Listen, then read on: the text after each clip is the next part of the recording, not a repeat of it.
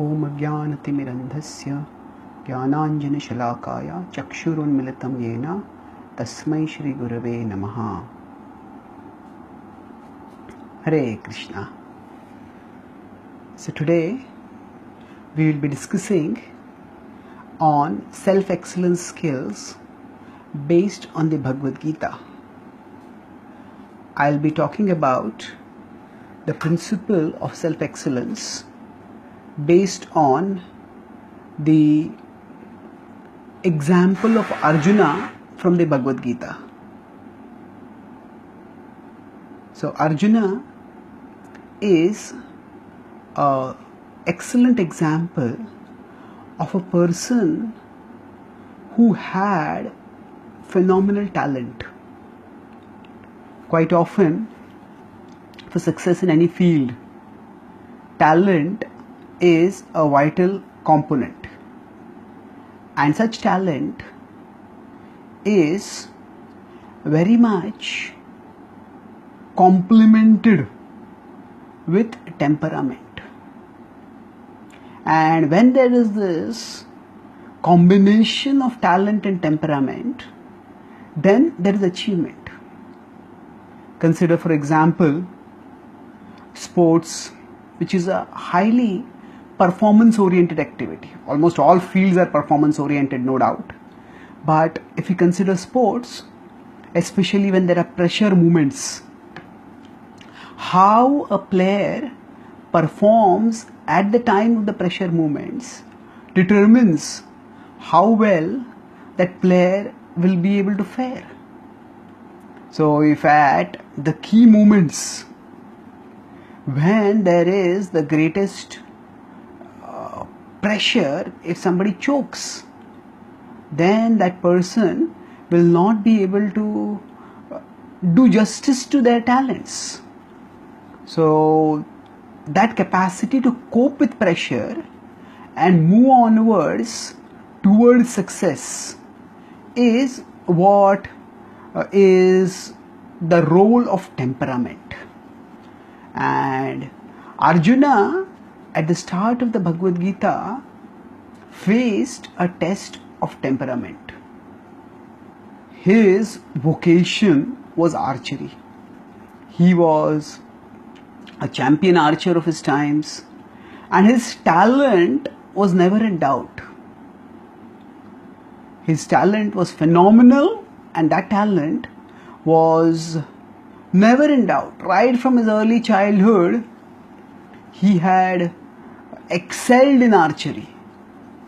And while excelling thus in archery, he had achieved extraordinary levels of excellence. So the biggest match of his life came in the form of the Kurukshetra war. Sometimes some players prepare years and years, say for Olympics or for a World Cup. In cricket, the one-day matches World Cup, which occurs once in 4 years, that is considered to be the biggest tournament. And sometimes teams plan years before that to find out how they are faring, to improve the way they will fare. So for example, the World Cup cricket, which is going to come now 3-4 years later, already many teams in the world are considering who will be their captain, who will be their vice captain, who will be their best bowlers, best batsmen for that team, which will eventually be able to bring the World Cup for their country. So this kind of advanced planning indicates the importance of the event which is going to come up. And such a phenomenally important event was what was coming up for Arjuna. Arjuna, he was going to face the match of his life for his life. The match of his life means it was going to be the biggest match, and it was for his life.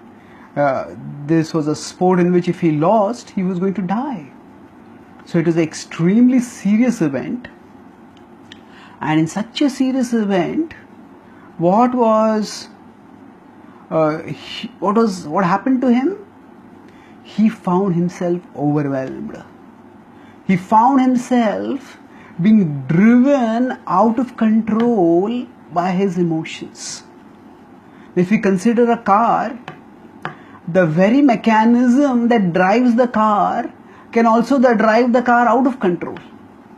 The very mechanism by which the car runs fast on the road, by that very mechanism, the car can run off the road. And what makes the difference between a car that runs smooth and fast on the road and a car that veers disastrously off the road? The major difference is the capacity of control, the level of control that the car driver has on the car. And sometimes if a person is driving under alcoholic influence, then the car veers out of control and it causes, they injure themselves, they can injure others also. So the same force of emotions that can inspire and motivate us, that same force of emotions that can also discourage and demotivate us. It is the same petrol and the same engine structure that propels the car on the road and it propels the car off the road. So like that, we all have emotions. And if we consider the Kurukshetra war that happened after the Bhagavad Gita was spoken, there were many emotionally charged moments over there. But those emotionally charged moments did not lead to emotional breakdown. However, that emotional breakdown happened at the start of the Bhagavad Gita for Arjuna. The specific reasons why Arjuna became emotionally overwhelmed may be fairly different from the specific emotions that may overwhelm us today. But whatever be the specifics, the universals remain the same. The universals are that in the battle between reason and emotion, emotion had delivered a knockdown punch on reason. Arjuna was not able to think clearly. In 1.30 in the Bhagavad Gita, he says, Nache shaknomi avasthatum brahmati vacha me manaha nimittani cha pashyami viparitani keshava. He says, Nache shaknomi avasthatum. I am not able to see. What? Brahmati vacha me manaha. Why am I not able to see? Brahmativa. Brahmativa means move and move, round and round.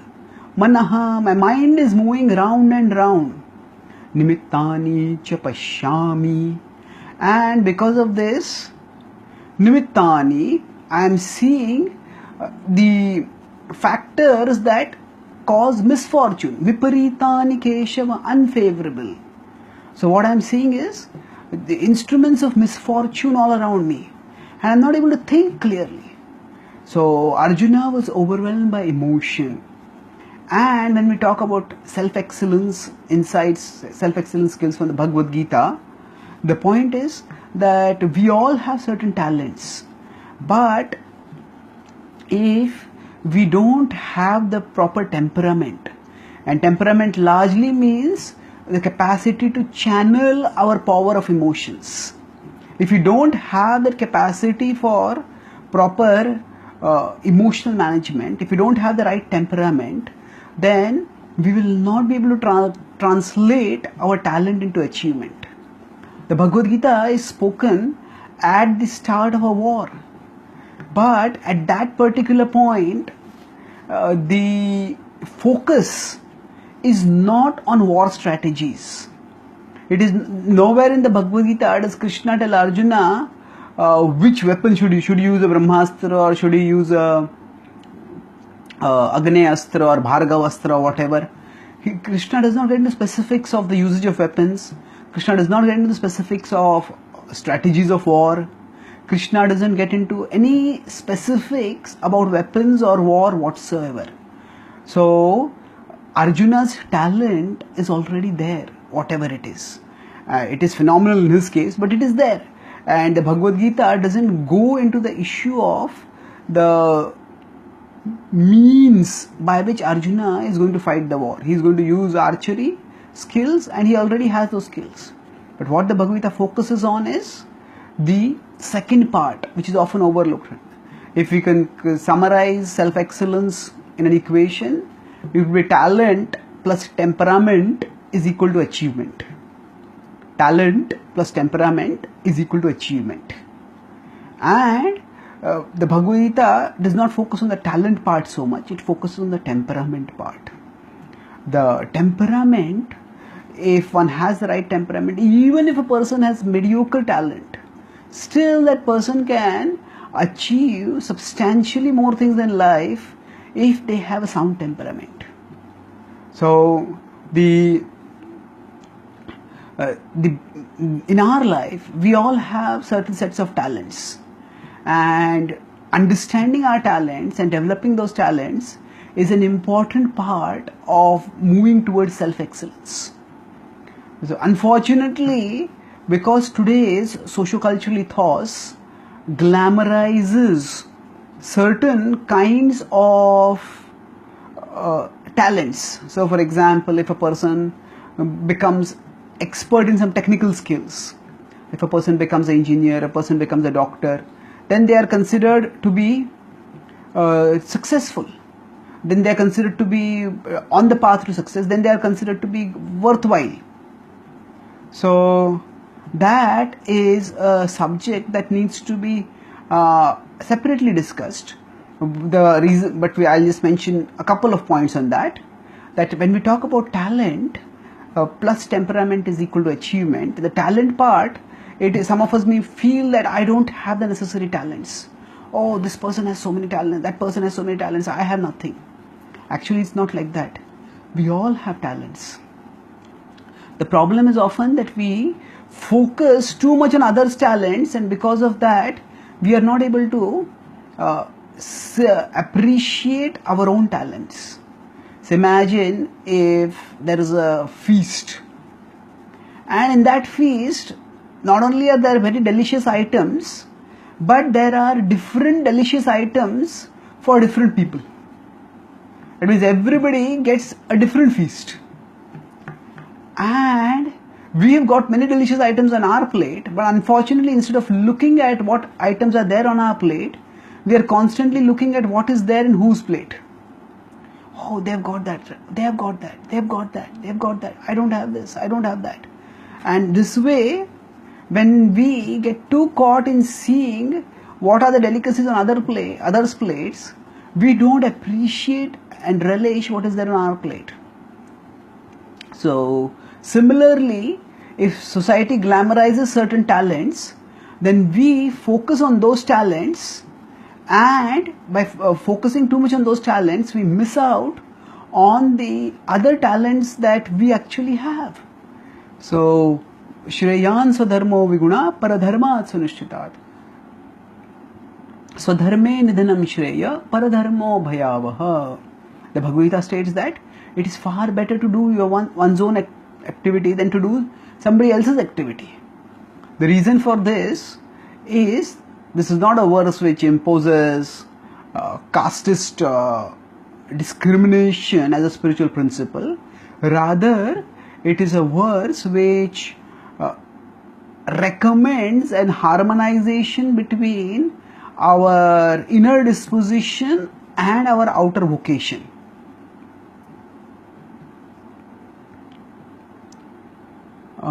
Actually, our inner disposition is our swabhava. It is our nature, and our outer vocation is our swakarma.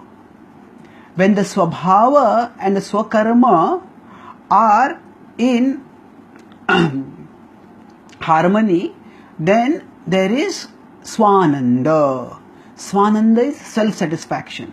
So swabhava plus swakarma leads to swananda. Now, when we work according to our nature, and when we work in a way that is harmonious with our nature, then we get swananda, we get inner happiness. Of course, when we talk about our swabhava, there are two aspects to it. There is our material swabhava in terms of the specific material talents and inclinations and dispositions that we have, and there is our spiritual swabhava. We are by nature souls who are servants of Krishna, and we are meant to love and serve Krishna.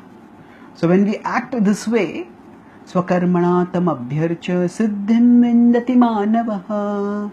In the 18th chapter of the Bhagavad Gita, 46-47 verses, Krishna talks about this principle of worshipping Him through our work. Swakarmana tam abhyarcha, by your own work, tam abhyarcha, worship Him. And Krishna says this, His focus is on that we can harmonize the material and the spiritual with the devotional. So here there's talking about the talents part. That whatever talents we have, instead of worrying about what others have and what I don't have, we can focus primarily on what we have and use what we have in the service of Krishna and in a mode of contribution. When we do that, that itself will bring some satisfaction. So talent is what we gain by looking inwards towards the gift that we have and not getting obsessed in looking outwards towards what we don't have. Then when we talk about temperament, which is the thrust of our talk today, so temperament is something which each and every one of us can develop. We can strengthen it. We can make it our strong point by getting a spiritual vision of life. When we talk about temperament, I mentioned earlier, temperament essentially means expertise in emotional management.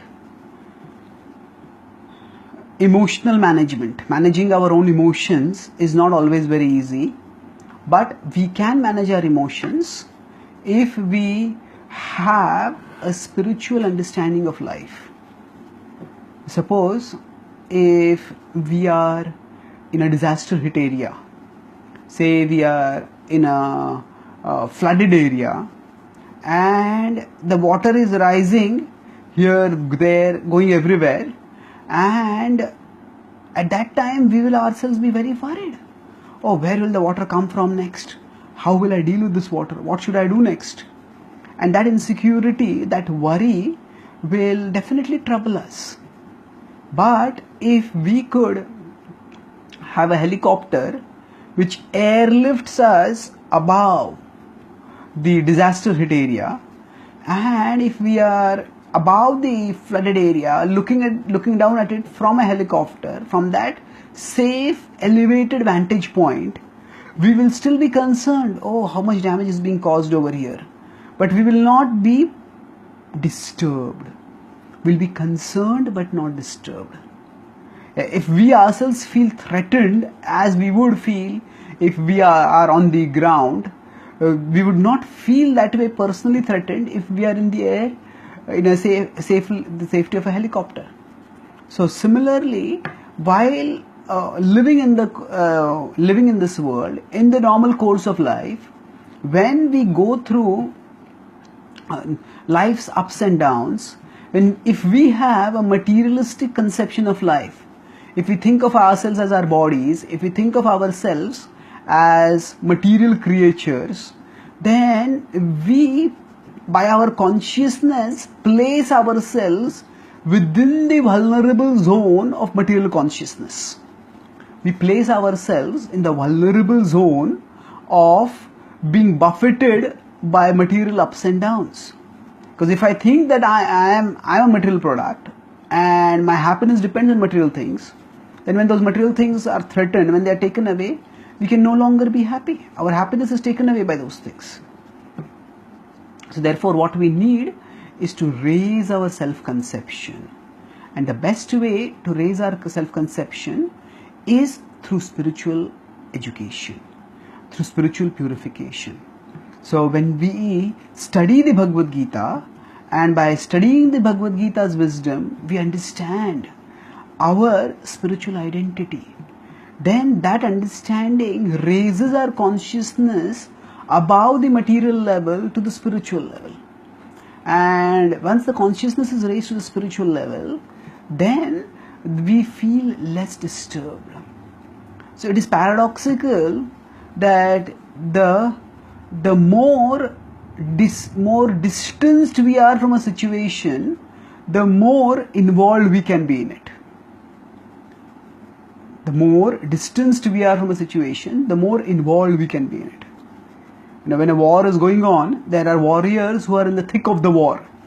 They are fighting. The enemy attacks and then they counter, and then another enemy attacks and they counter, another enemy attacks and they counter.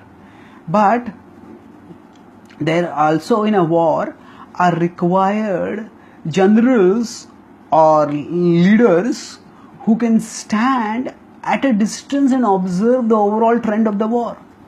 Okay, in this particular direction the enemy is too strong. In this particular direction the enemy is a little weaker. Here we are making good progress, but here we need reinforcements. So unless there is a person who has the broader picture of how the war is going and where reinforcements are needed, where a strategic withdrawal is required, unless somebody has the big picture view of things to make that decision, just total involvement in the war alone without considering the big picture is not enough. So we need the big picture involvement, and that big picture involvement, big picture level of involvement comes by the practice of spiritual life. When we get spiritual education, then our consciousness rises upwards. We see the present in its specific relevance as well as in its broader picture. Okay, this present is going to lead to the future. Now, in our present, sometimes people say just live in the present. Just focus on what you are doing right now. Now, living in the present is important, no doubt, but we can't let the present overwhelm us. Many times if we have a very important exam or a very important interview coming up, sometimes that tension may paralyze us, and we need a double kind of expertise at such times. Double means whatever question we are facing right now, we need to expertly focus on answering that question. And while answering that question, if we find, oh, I don't know what the answer to the question, what should I do? Then we have to have that presence of mind to decide, okay, should I deal with this question or should I just skip it and go to the next question? So while we are doing one thing, we have to focus on that one thing, but at the same time we have to be aware, okay, I have this much time and I have this many questions to deal with, and this is worth this much time, I can invest this much time in this much. Like that, we have to be aware of the broad picture of things also. And this awareness of broader reality, that comes when we have a spiritual understanding of life.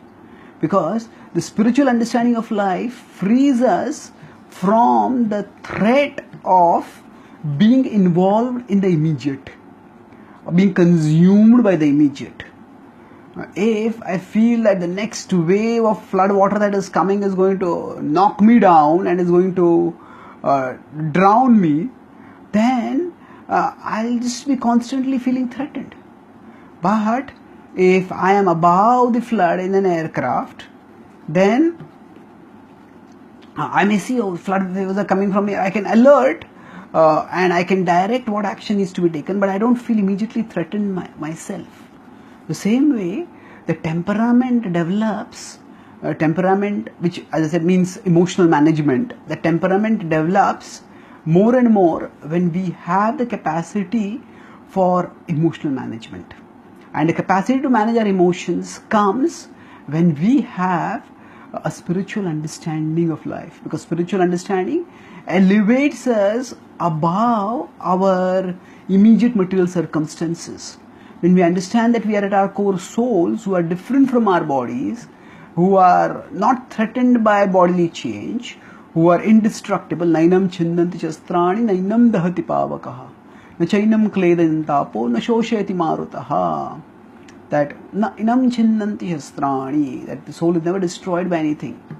And more importantly, Bhagavad Gita helps us understand not just that we are souls, but we are souls who are eternal parts of Krishna.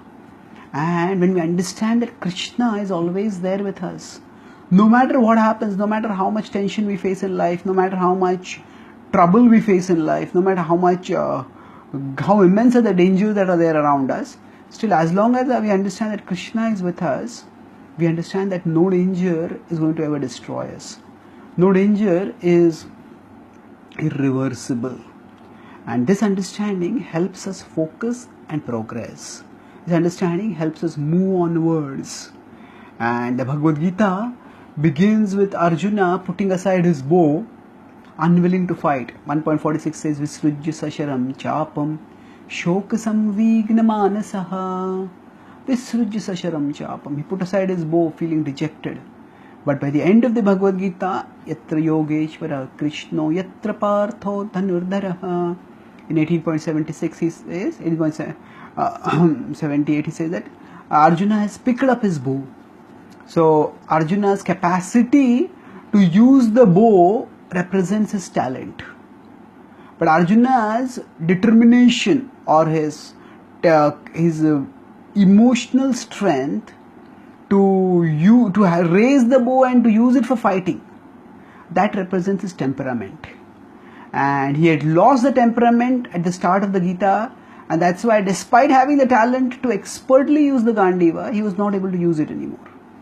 But by hearing the Gita's message, by understanding his own spiritual indestructibility, by understanding the eternal enduring nature of Krishna's love for him, by recognizing that his life was meant for a purpose higher than just fighting against relatives for some property, when he saw that whatever he was doing, that is an offering of love to the Supreme, which is meant for an eternal purpose. And that understanding, that inspiration enabled him to contribute in a positive, uplifting way. And that's how the Gandiva bow which he lifted up, that enabled him to translate his talent with temperament into achievement. The achievement was what is predicted at the end of the Gita, Tatra Shri Vijayo Bhutir Dhruvani Tirmatir Mama. There will be, where Arjuna is there, where Krishna is there will be victory, there will be opulence, there will be power, there will be morality, there will be all opulences over there. Everything wonderful will come over there where Krishna and Arjuna unite. And Arjuna's uplifted Gandiva represents our own desire to, our own inspiration, our own aspiration to contribute positively, to do justice to our God-given talents and to contribute something worthwhile to the world. So that is achieved when we let the Gita's message inspire and empower us to move forwards in our life. So I'll summarize, then we can have a few question answers. The talk was on the topic of self-excellence principles based on the Bhagavad Gita, and I talked about how the excellence in terms of achievement comes through the result of combination of talent and temperament. Talent plus temperament leads to achievement. Even talented, say, sports players like cricket players, if they choke under pressure movements, then they cannot achieve anything worthwhile. And the Bhagavad Gita is a book about boosting one's temperament. Temperament essentially means managing our emotions. And at the start of the Gita, in the inner war that was happening in Arjuna's heart, reason had been knocked down by emotion. So emotion is what drives all of us. But just as the fuel in a car and the engine and the locomotive mechanism of the car, that's what drives the car. But that same mechanism can drive the car smoothly and swiftly on the road, or that same mechanism can drive the car off the road. So similarly, the force of our emotions can inspire us positively or it can distract us disastrously. And the capacity to let the emotions empower us and not distract us, that is temperament. And that temperament can be enhanced by internalizing the message of the Gita. So with respect to talent, I discussed that Swabhava plus Swa karma leads to Swa Ananda. That when we understand our inner disposition and then we choose accordingly a suitable outer vocation, then that leads to holistic satisfaction. And I discussed about how today certain talents get glamorized and other people feel left out.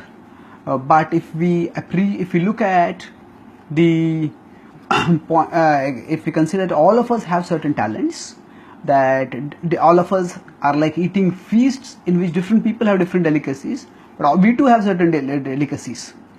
And by focusing on what we have and trying to develop it, we can manage the talent part. And for managing temperament part, to ensure that we channel our emotions and our emotions don't consume us, we need to situate ourselves at a level higher than our emotions. I give two examples for that. In a flood, if we are on the ground, we will feel threatened and we'll be disturbed.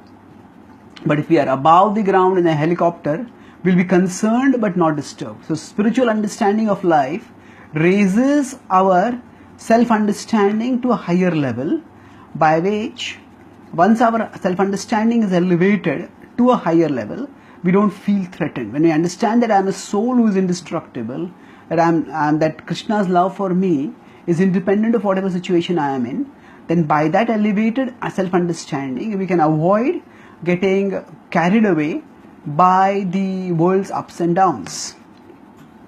And second example discusses, in a war, the fighting itself is important, but the big picture vision to know where to focus and from where to withdraw, where to reinforce, all that is required. It also requires a distancing from the situation. So distancing from the situation helps us to be appropriately involved in the situation, and that distancing happens when we have again a spiritual understanding. By that distancing for the spiritual self-understanding, we can channel and focus our energies. We can be engaged in the present without being obsessed or consumed by the present. And lastly, I concluded by talking about how Arjuna lost his temperament, which was externally demonstrated by his putting aside the Gandiva bow. But when he, by hearing the Gita, felt inspired, he again lifted the Gandiva bow, which represents the restoration of his temperament. And if that eventually led to the long-term, the holistic success for him in terms of attaining victory in the battle of Kurukshetra. And similarly, in the Kurukshetras that we have to fight, we too can, by practicing this combination of talent and temperament, move towards achievement. Thank you. If there are any comments or questions, I'll be happy to try to answer them. Thank you very much.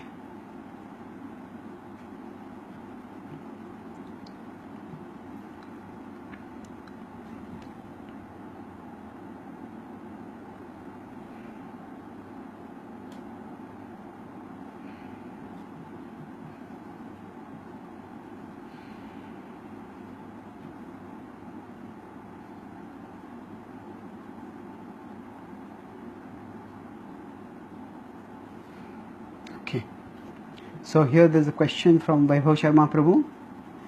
We hear that Krishna is always with us, but suppose we are unable to clear some competitive exam, and at that time, how can we feel Krishna's presence, and how can we move onwards in such situations?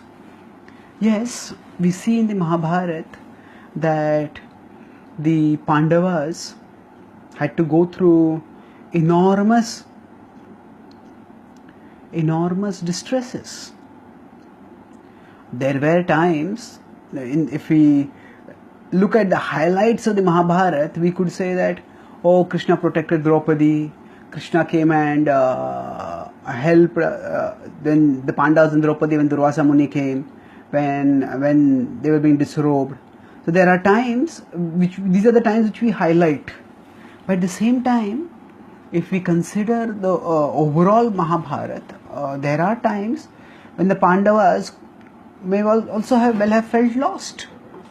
That when Yudhishthir was gambling and he was not winning, he was losing one thing and another and another and another, he would have felt desolate. He would have felt devastated. Why am I losing? Why is Krishna letting this happen to me? When the Pandavas were in the forest initially, at that time, it was months and months before they went to Draupadi Swayamvar, and there Arjuna got the hand of Draupadi. At that time when they were living in the forest, at least the second time when the Pandavas were living in the forest, they had a clear time frame. That 12 years in the forest, 1 year Agyatwas, and then they would come back to their kingdom. But the first time when the Pandavas were in the forest, they had no knowledge when they would be able to come back, if at all they would be able to come back, and how they would be able to come back. Nothing they knew at that time. They were orphans. Their mother was there, but the father was not there. They were not just orphans, but they were, in today's terms, if we consider, they were refugees. They had left their own land where an attempt had been made to burn them alive, and they were living in the forest and moving from place to place as refugees and fugitives. And at that time they could also have felt desolate. When is there going to be light at the end of the tunnel? So the scripture is not just about doesn't just tell us about glorious victories where Krishna miraculously intervenes and does wonderful things. Those are the dramatic high points of the story. But if we look at the overall story, there are often low points where the morale of even exalted characters can go down. We see in the Ramayana also, we glorify the chastity of Sita, but for her, the 12 months when she was away from Ram, that was not at all a pleasant experience. So all these times, how did she endure it? How did she persevere? It was through her inner conviction, and she also got outer association. The Pandavas had their association of each other. Sita had the association of Vibhishana's wife, and in that way she persevered. So if we find ourselves getting discouraged by life's reversals, then at that time we need to remember the principles of bhakti which we have connected with. Just thinking that Krishna is with us, that is fine, but that is fine theoretically, but we have to find out those limbs of bhakti, those activities in bhakti which help us feel that connection with Krishna at an individual level. What makes us feel, yes, I am connected with Krishna, that Krishna loves me, Krishna is there with me. So if we, through some kirtan, through some bhajans, through some classes, through some shloka recitation, through some darshans, we feel the presence of Krishna, we feel the proximity of Krishna, we feel the power of Krishna. So those are the activities which we need to do regularly, by which you can feel the presence of Krishna. So philosophically, through scriptural narrative, we understand that things take time and that there can be dark periods even for dedicated devotees. And practically, we find out the means by which we can negotiate and overcome these dark periods. And thus we can move forwards in our endeavors.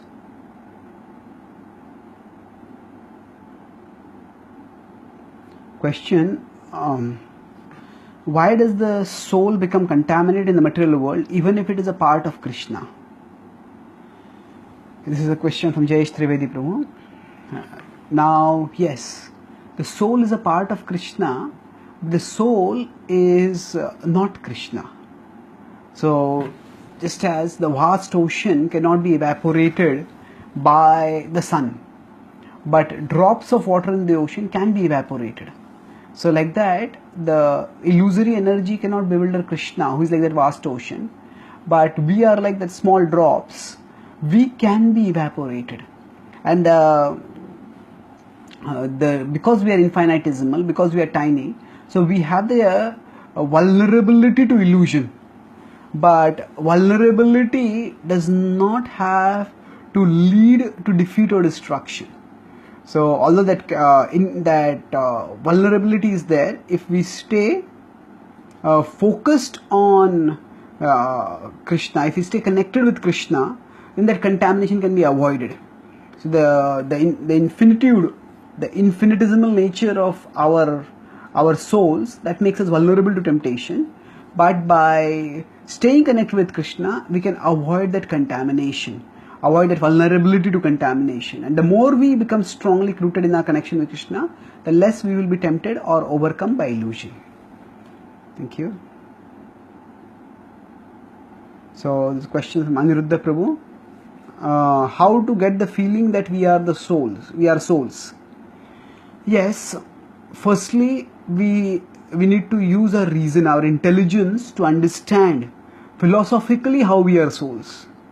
Because without the philosophical understanding, whatever feeling we have, that will not be enduring. So that's why we study the Bhagavad Gita, we hear classes, wherein we get the philosophical understanding. And as far as the feeling is concerned, we need for that feeling to focus on those activities within bhakti that give us a sublime experience of the kind which we don't get by any other activities. So for example, some of us, we may participate in kirtans and we may feel something sublime which we don't get through any ordinary music.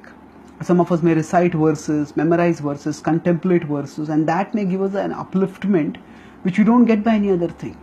So that within the process of bhakti, there are certain limbs which will nourish and uplift us emotionally.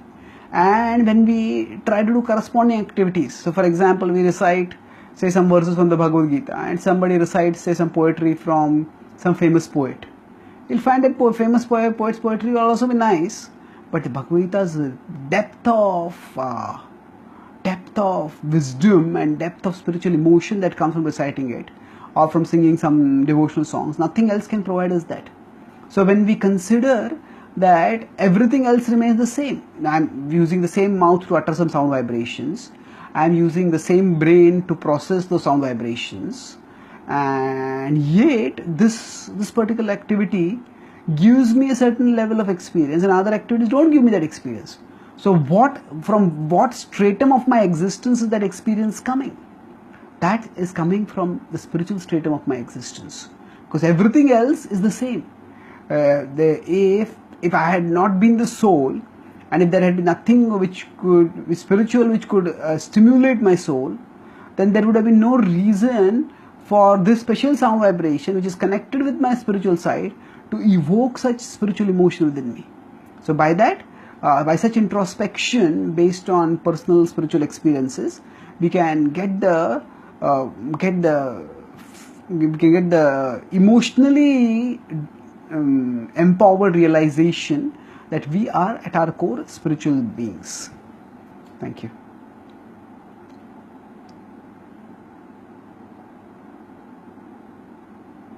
So question from Vaibhav Prabhu once again. How to focus on a task when some astrologer says that you won't be able to clear this task or achieve a particular result? See, astrology is a complex subject, and when astrologers make predictions, sometimes the predictions may work, sometimes they may not work. It depends especially on the competence of the astrologer that we are going to. So it's important that we choose a vocation which is in harmony with our inspiration, and depending on our personal level of faith. If our level of faith is not very high in astrology, then there is no need to use astrology to disempower ourselves. So some of us may come from a background where we may have had traditionally our families having faith in astrology, but thereafter we find that because of our education, because of our subsequent, say, college or whatever, we don't have that much faith in astrology now. So we see astrology not as spiritual, but as a material system of certain kind of knowledge acquisition that is meant to help us move forwards in our life. So while moving forwards, if we find that a particular kind of obstacle is there, then we may decide, okay, this road is blocked, so maybe I have to take some other road, or maybe I need not go in this direction, I can go in some other direction. But if we don't have much faith in astrology from beforehand, then studying astrology or consulting an astrologer and then getting discouraged because of the diagnosis of the astrologer, we are simply sabotaging ourselves. So that means, I'm talking about two distinct situations here. If we have strong faith in astrology for whatever reasons, and if an astrologer who is trustworthy tells us that this is not going to work for you, then better give it up. Better give it up and choose some other option and move onwards in life. But if we feel very strongly inspired to do something, if we have been told by devotees you can pursue this kind of vocation, this will make a significant contribution by this, or I want to pursue this kind of relationship because I feel this is good for me. If we are determined to do that, then we don't have to let astrological predictions come in the way. We have to choose what we are going to do. If we want to put faith in astrology and follow astrology, then follow it wholeheartedly. Find a good astrologer and follow wholeheartedly. If we don't want to, if we have our own reservations about the jurisdiction of astrology, say on how much does it apply to devotees or whether the astrologers themselves are reliable or not, if we have doubts about it, then don't get involved in astrology at all. If we just keep flip-flopping, maybe trying to find out whichever astrologer will pat us on the back for doing what we want to do, then we can make a mess of our life with astrology. And best to decide how to move forwards and then move forwards accordingly. So in general, astrology is like a roadmap or a weather forecast, but it is not necessarily always a reliable weather forecast, considering the fact that there are not many astrologers who are of a very reliable caliber on a consistent basis. This is not to disrespect astrology or astrologers, but considering that astrology has become big business now, so there is that risk. And that's why, rather than being wishy-washy about going here or there, focus on one course of action and then persevere. Either if we have faith in astrology, then just don't do what the astrologer doesn't want us to do. But if we have reservations about astrology, then move forward without bothering much about astrological considerations and focusing on praying to Krishna and sadhana to Krishna, by which we can move onwards steadily. And now questions further. Question from Deepak Meena. Why do we get bewildered many times even though we know we are eternal and Krishna would be there with his devotees all the time? Yes, again, we get bewildered because we tend to forget. Smriti Brahmashad Buddhinasho Buddhinashad Pranashyati. In 2.62 and 63, Krishna states that Pranashyati, a bewilderment or delusion. How does it happen? Buddhinashad, when the intelligence is destroyed. And when is intelligence destroyed? Buddhinashad, when does it happen? When does that happen? Smriti Brahmashad, when memory is lost. So we need to revive our memory repeatedly, periodically, regularly. So the more we can refresh our memory with spiritual insights, the more we will be able to bolster our intelligence, and the more we will be able to stay on the right track. And yes, we may hear classes regularly by going to the temple or read books regularly. But if we have something on a regular basis in terms of greater frequency, maybe every day we read something from the Gita, every day we have some dose of spiritual wisdom coming to us our way, we'll find that it will help us to stay on track. And our nature is eternal, our connection with Krishna is eternal, but our recollection of our nature and our connection with Krishna is not eternal. It is very variable, it is very ephemeral, and that's why we need to reinforce it by regular conscious recollection. Thank you.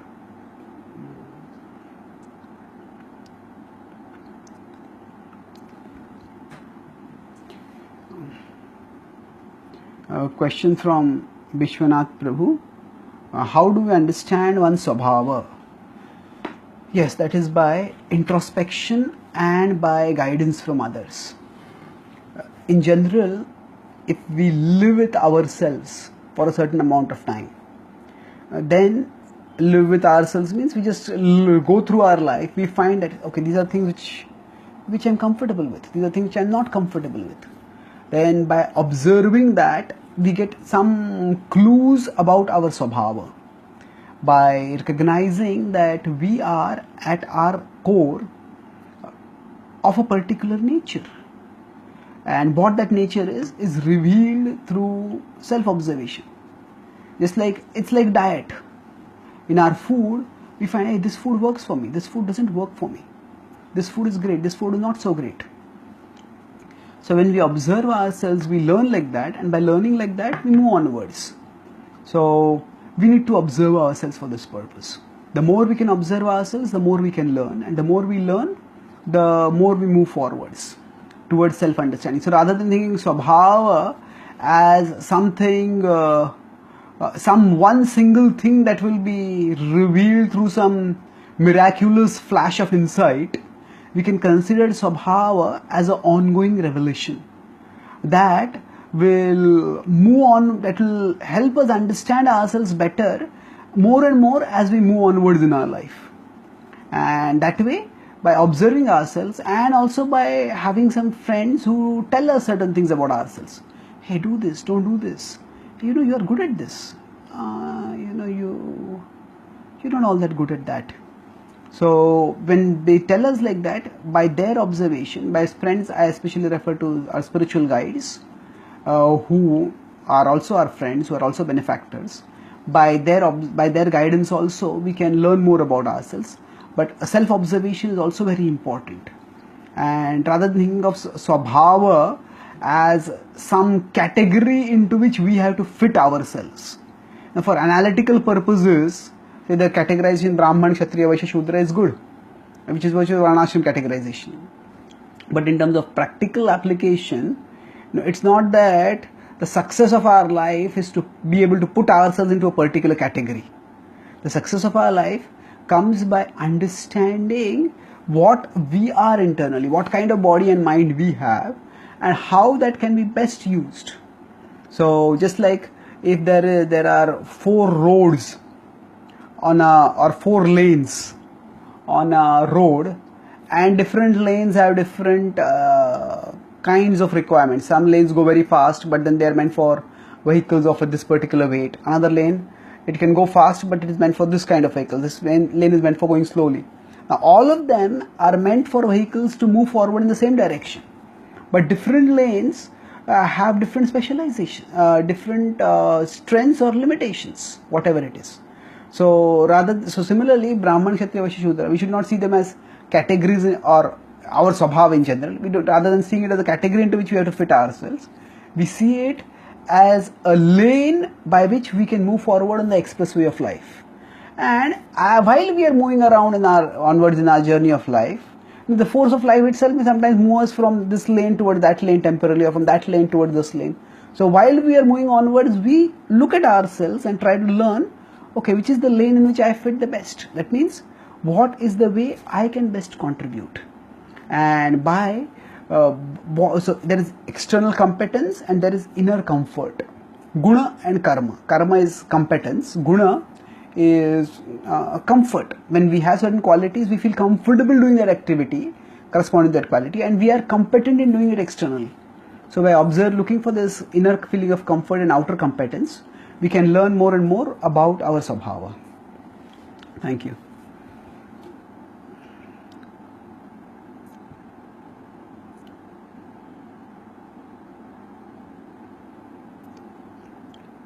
So question from Kunal Kohli Prabhu.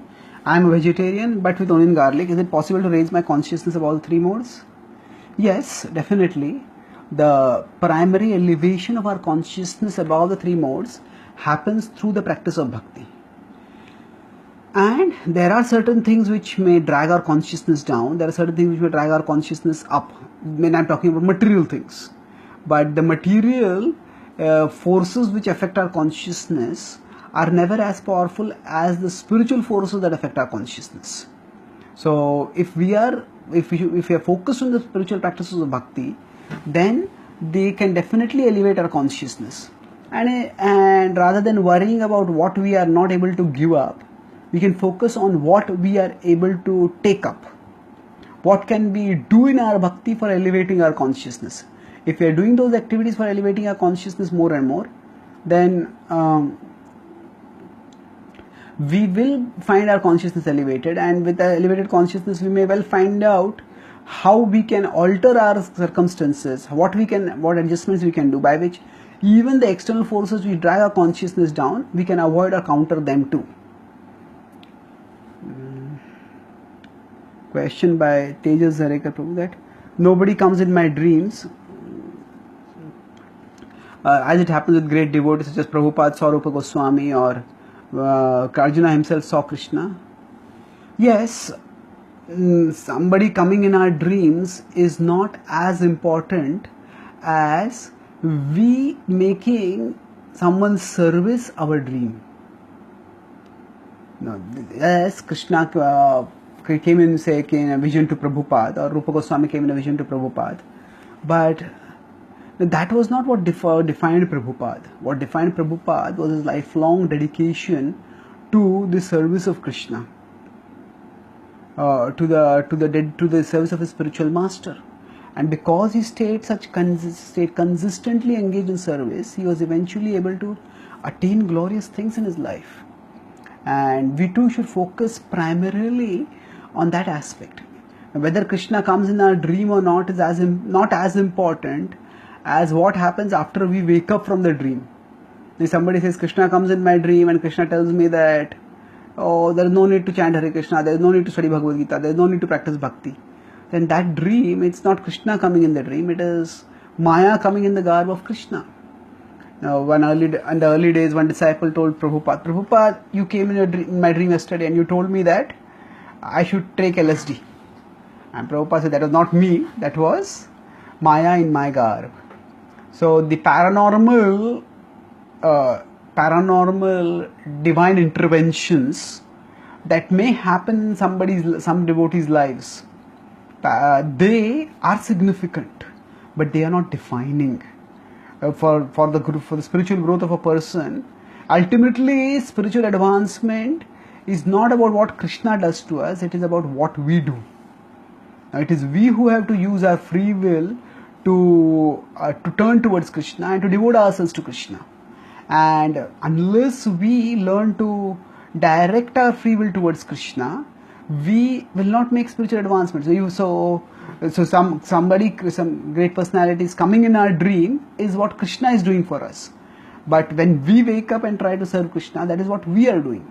So if the paranormal, some divine visions come up, what should be important is whether they inspire us with greater enthusiasm and greater conviction for our normal devotional activities.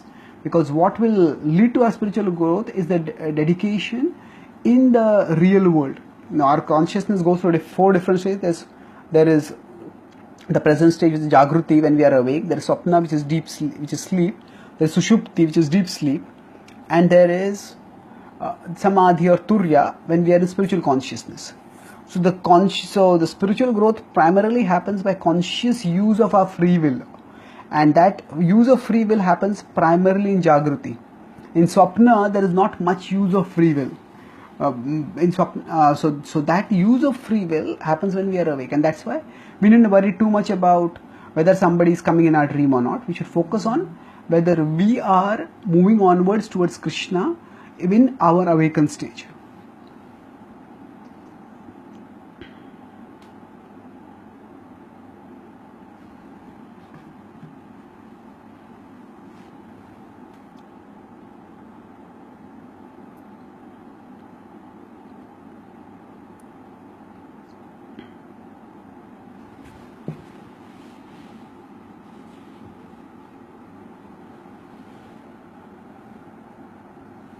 So there is a question here that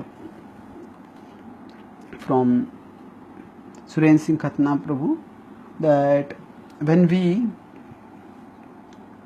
if our lifespan is fixed not in terms of our minutes but in terms of our breaths, then do the exercises that involve fast breathing, whether they be say jogging, running, or even yoga, do they lead to shortening of our lifespan? Not necessarily. We have to understand that there is a interconnectedness between our present and past activities. So that means that by our past karma, certain things are determined in our life. By our present disposition, by action, certain things change in our life.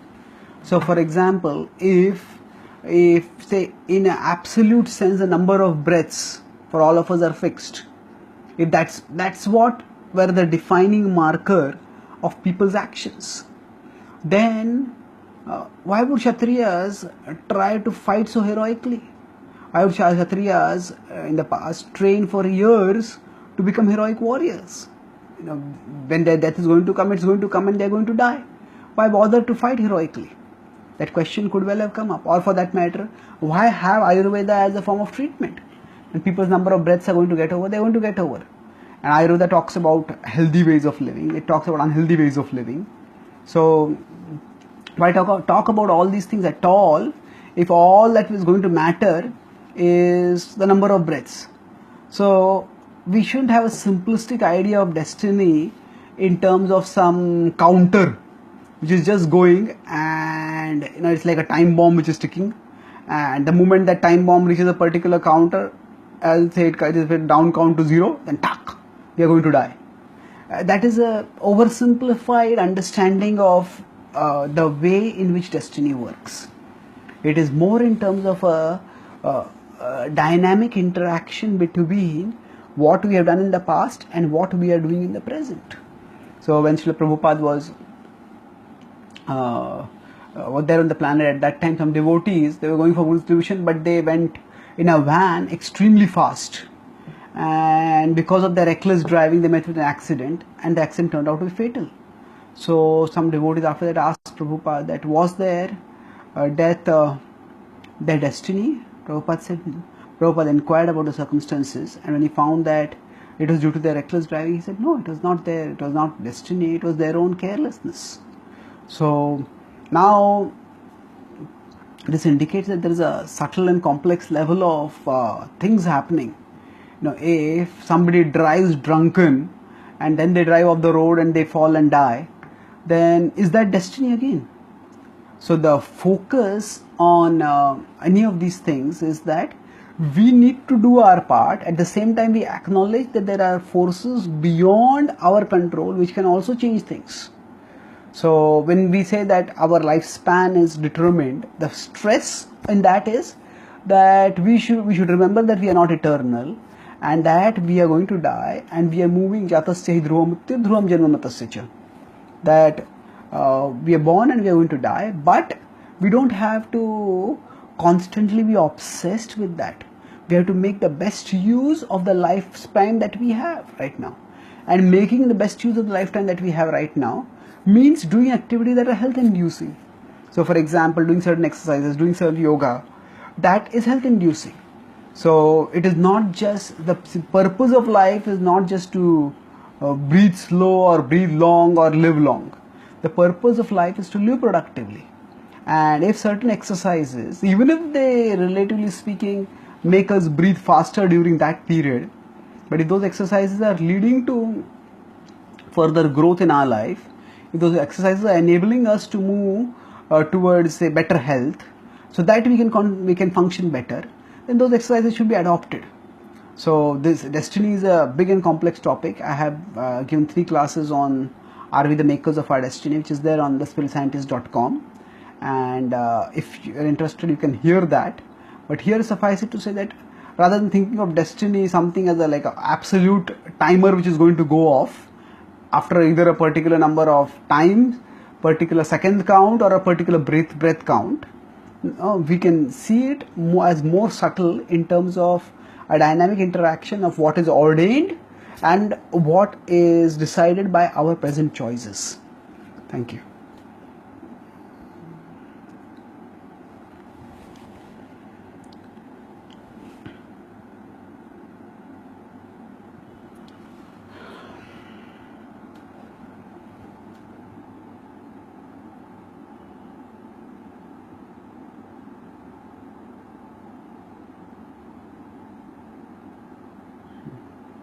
Question from Shravan Kumar Prabhu, that often in material world, the deaths of some people who are great achievers, such as say Steve Jobs or Abdul Kalam, Muhammad Ali, they are celebrated, and the definition of success is very different from in spiritual life. So how do we practitioners of bhakti respond to such success celebrations? Yes, sometimes the spiritual and the material can be seen as contradictory. Sometimes some people may, sometimes some people, by people I mean some devotees or some spiritualists, even they may say that, oh, all material achievements are ultimately useless, the spiritual achievements that are only important, and therefore we shouldn't bother anything about many material achievements. But that is not in general the attitude of our acharyas. Srila Prabhupada, he sometimes quoted British poets. So, for example, he would quote especially some British poets whom he had studied during his Scottish Church college education, or before that in his school education.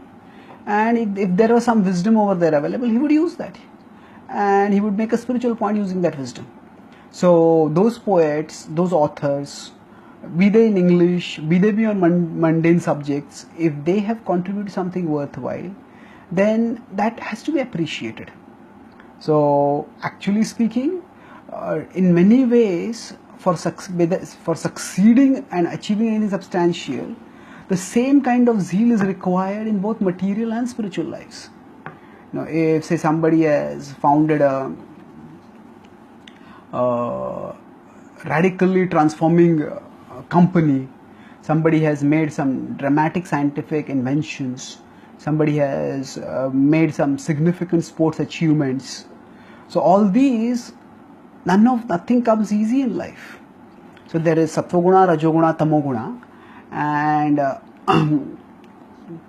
to persevere to the level of becoming an outstanding achiever in any area of life, that requires a certain level of laudable qualities.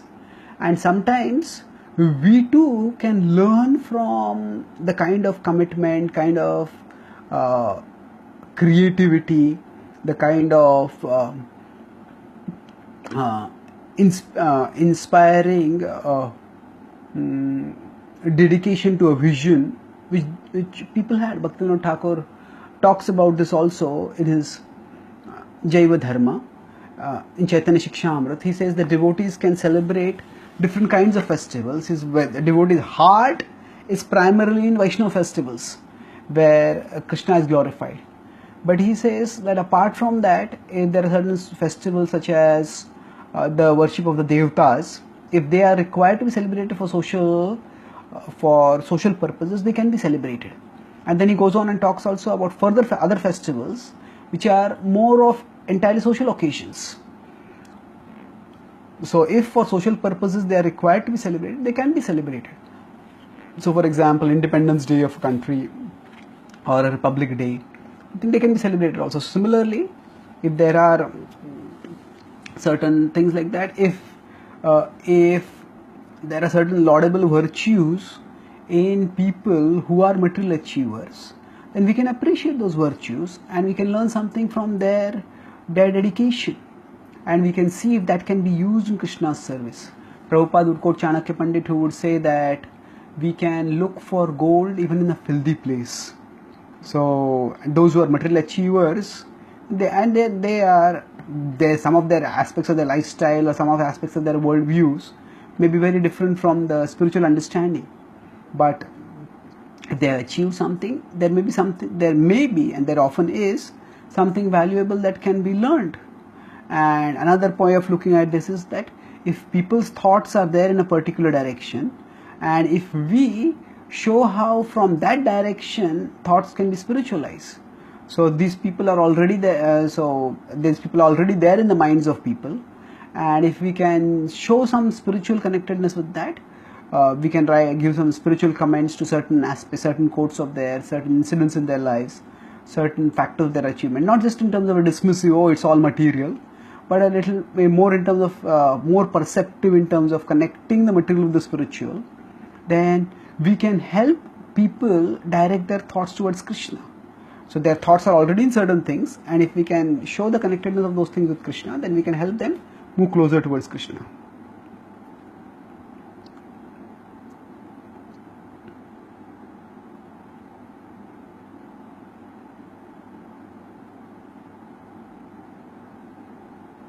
Question from Priya Omar. How can we manage when we understand importance of spirituality and bhakti, but we fail to keep it going in case of facing any material discomfort or criticism?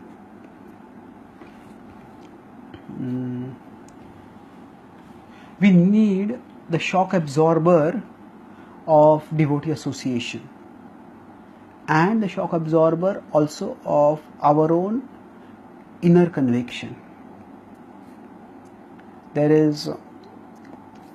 Bhakti is never a smooth ride, but certain aspects of the ride are often bumpier than other aspects. So when that happens, if say if a vehicle doesn't have a shock absorber, then the jolts become too much. The shock absorber, then the jolts are much lesser. So at times of extreme discomfort or criticism, we need the association of devotees, especially those devotees who encourage us, who are appreciative, who see the good within us, and who help us to move onwards. That is, when we see this and when we focus on the social, on sheltering our consciousness in these recollections, in such association, and the recollections that come from such association, then we are able to move onwards. So for example, Srila Prabhupada, his spiritual master, gave him the instruction to share Krishna consciousness all over the world, but then there were so many reversals in his life which he faced. Materially also he was not very successful, spiritually also he was not very successful, but then there were several very defining moments when his spiritual master observed him, appreciated him, encouraged him, and Prabhupada, those were the driving inspirations for him, and they enabled him to weather whatever storms life sent his way. So we need to find out our own shock absorbers. Now, what are the things that increase our inner toughness, that enable us to develop, as they say, a thick skin, by which we endure the blows of the world which come upon us. So by having that shock absorber, in terms of devotee association, in terms of personal conviction, we can move onwards even in adverse situations in life. So just a couple of minutes.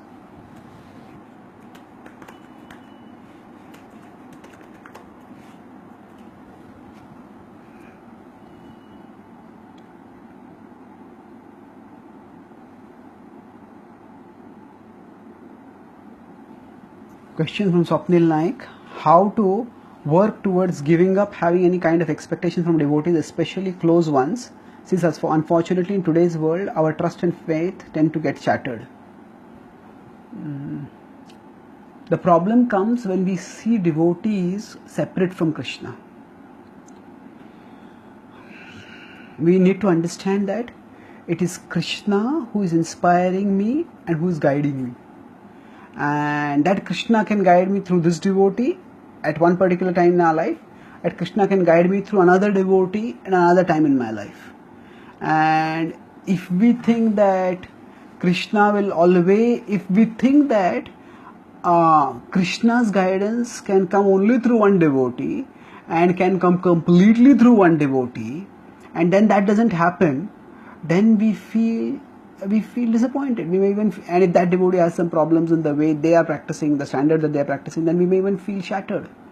So, if we see devotees as independent sources of inspiration, then our trust will get shattered. Even when we follow a spiritual master, now we are following the spiritual master because Krishna tells us to follow the spiritual master. And in that sense, by following the spiritual master, we are following Krishna. So whatever spiritual guides we have, there is we follow them because when we get good guidance from them, it is Krishna who is guiding us through them. When we see their connectedness with Krishna, and thereby let their inspiration coming from them help us move towards Krishna, propel us towards Krishna, then we stay Krishna conscious. So sometimes if some devotees have problems, then we can understand that, okay, Krishna gave me some guidance through this devotee, and now what is going on in this devotee's life is between them and Krishna. I need to move forward in my relationship with Krishna, so let me find out from where I can get inspiration now and move onwards. Now we don't have to become paranoid about having relationships, about having close relationships, or coming in general close to devotees in terms of love and trust. But the problem comes when we expect everything from one devotee or another devotee. We all change as life moves forwards. Others change as life moves forwards, and sometimes those changes may not exactly work out the same way that we expected. So by Krishna's mercy, we have a broad community of devotees, and wherever we find inspiration, we take that inspiration, and we shouldn't be disrespectful to those devotees whom we no longer find inspiring now.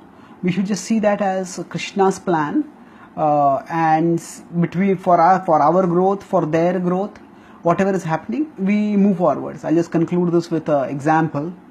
When children are very small, they consider their parents to be like gods, and whatever the parents say, they will do it.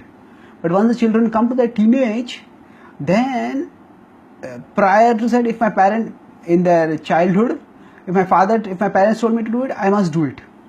And once they come to the teenage, if my parents have told it, then I will never do it. They just go into that phase of rebellion. So what happens is, at that time their intelligence has started developing, and they can start seeing that, okay, my parents, they're not all that perfect. They have this problem, they don't do this right, they're like this, they're like that. So initially, because of lack of intelligence or lack of developed intelligence in childhood, we idolize our parents, and afterwards we may even demonize them. But gradually, hopefully what happens is, once the adolescence goes past and one comes to adulthood and starts settling in life, then one starts realizing that, oh, there was this which went right. My parents have done a lot of good things for me also.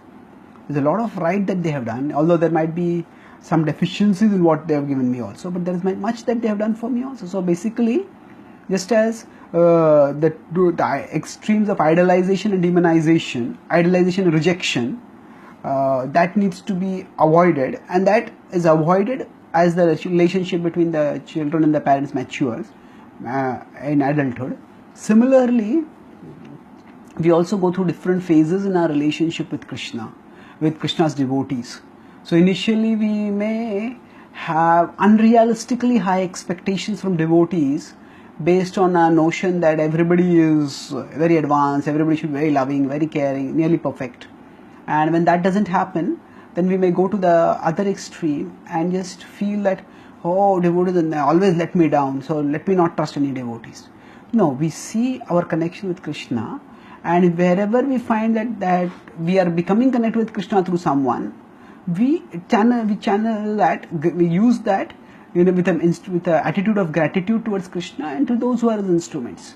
But we don't have to reduce our relationship to Krishna to our relationship with any one or two devotees. Krishna is infinite, and Krishna can manifest through different devotees at different times. By thus keeping our vision on Krishna, we can non-judgmentally have relationship with devotees and move onwards in our bhakti. Thank you. Thank you very much for joining in today's session. Thank you. Hare Krishna.